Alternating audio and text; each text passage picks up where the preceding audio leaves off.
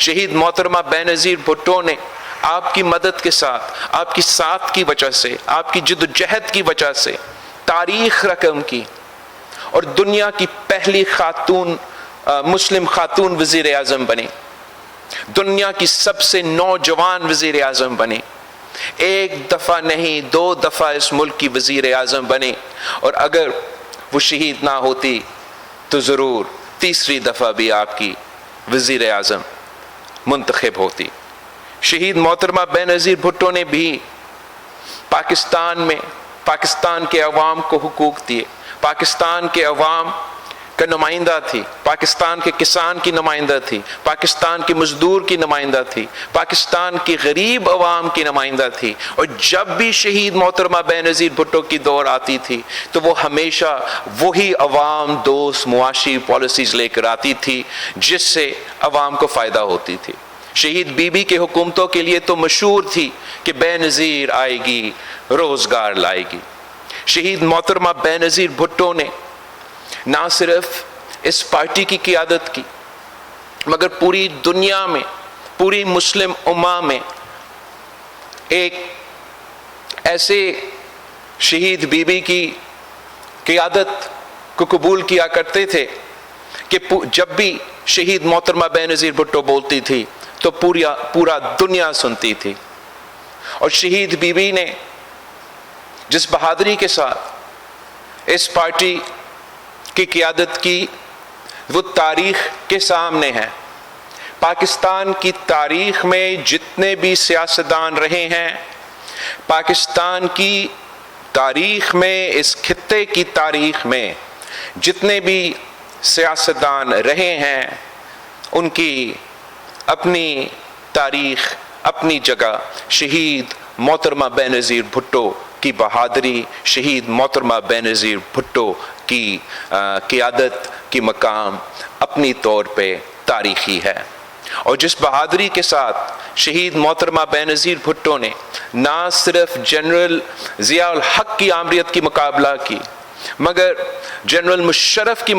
آمریت کی مقابلہ کی، انتہا پسندوں اور دہشت گردوں کے آنکھوں میں آنکھیں ڈال کر للکارتی تھی، مقابلہ جد و جہد کرتی تھی۔ اس شہید بی بی نے تو 18 اکتوبر کا مثال ہم سب کے سامنے ہے، جہاں شہید محترمہ بینظیر بھٹو پہ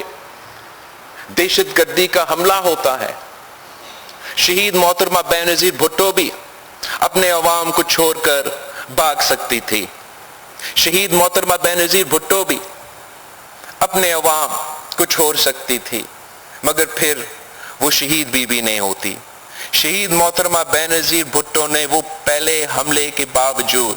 اپنی کیمپین جاری رکھی، اپنے عوام کے درمیان میں رہی، اس آمر کو للکارتی تھی، ان دہشت گردوں کو، انتہا پسندوں کو للکارتی تھی، اپنے عوام کے درمیان موجود تھی۔ جب راولپنڈی کے میدان میں وہ شہید ہوئی، تب بھی قاتلوں کی یہ سوچ تھی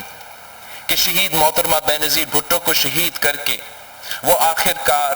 پاکستان پیپلز پارٹی کو ختم کر سکیں گے، وہ آخرکار شہید بی بی کی قائد عوام کا جو منشور، جو نظریہ، جو